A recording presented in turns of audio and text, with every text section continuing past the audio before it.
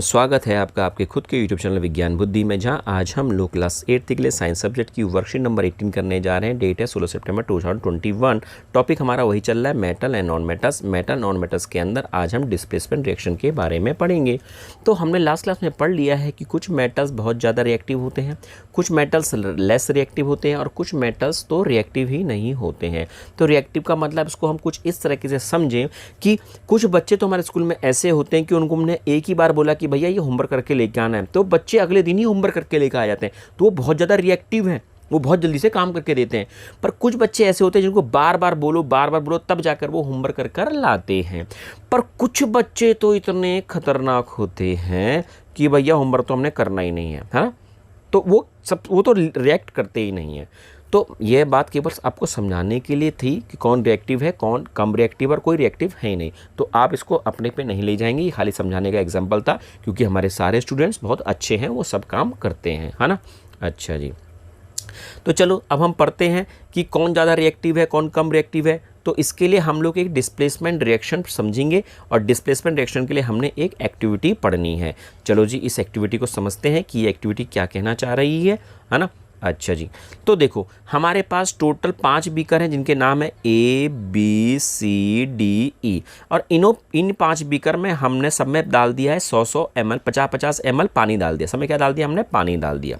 चलो जी, जब हमने इसमें पानी डाल दिया, फिर पानी डालने के बाद हर एक बीकर के अंदर, मतलब ए बीकर के अंदर हमने क्या डाल दिया? कॉपर सल्फेट प्लस जिंक के टुकड़े, ग्रेन्यूल मतलब जिंक के टुकड़े। बी वाले में डाल दिया कॉपर सल्फेट और आयरन नेल, लोहे की कील डाल दी। तीसरे में जिंक सल्फेट और कॉपर टर्निंग, इसका मतलब टर्निंग्स मतलब इसके वो छोटे छोटे पाउडर टाइप डाल दिए। डी में डाल दिया आयरन सल्फेट और कॉपर के टुकड़े। ऐसे जिंक सल्फेट के अंदर क्या दे? लोहे की कील डाल दी है। कि जितने भी ये 5 बीकर थे इनको हम 5-10 मिनट के लिए ऐसी के ऐसी छोड़ देते हैं, क्योंकि इनमें सब के सब केमिकल भर गए हैं।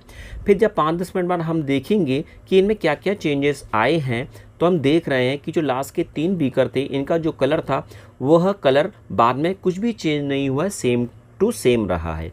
पर जो ए और बी बीकर थे इनका देखो कलर चेंज हो गया है। तो कलर चेंज होने का क्या मीनिंग है? कि कुछ ना कुछ, कोई ना कोई रिएक्शन हुई है। तो ए और बी की ही केवल क्या हुई है? रिएक्शन हुई है। क्लियर हो गया? तो अब क्या रिएक्शन हुई है अब वो हमको देखना है कि बीकर ए में जो कॉपर सल्फेट सॉल्यूशन था और जो जिंक था, इन्होंने आपस में करी रिएक्शन, और जिंक कॉपर सल्फेट में से चिपक गया और कॉपर को यहाँ से क्या निकाल दिया? बाहर।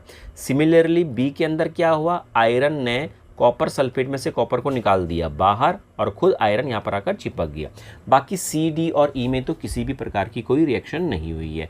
तो जब इन सी डी ई और ई में किसी प्रकार की कोई रिएक्शन नहीं हुई है तो इसका मतलब ये रिएक्टिव नहीं है, ये रिएक्शन नहीं करते। जबकि ए और बी में रिएक्शन हुई है तो ये क्या है? रिएक्टिव हैं।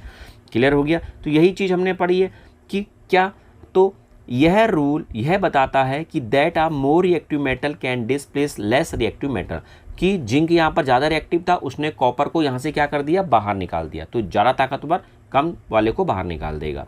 क्लियर हो गया? अच्छा जी, reactive metal from the solution, this is why there is no displacement reaction takes place in beaker C D and E. So we can conclude that more reactive metals displace less reactive metals from their compounds in aqueous solution. Clear? अब ये कुछ question हैं, इन question answer मैंने दे रखे हैं, आप इसे करो, कोई दिक्कत हो मुझसे पूछो। Okay students, bye.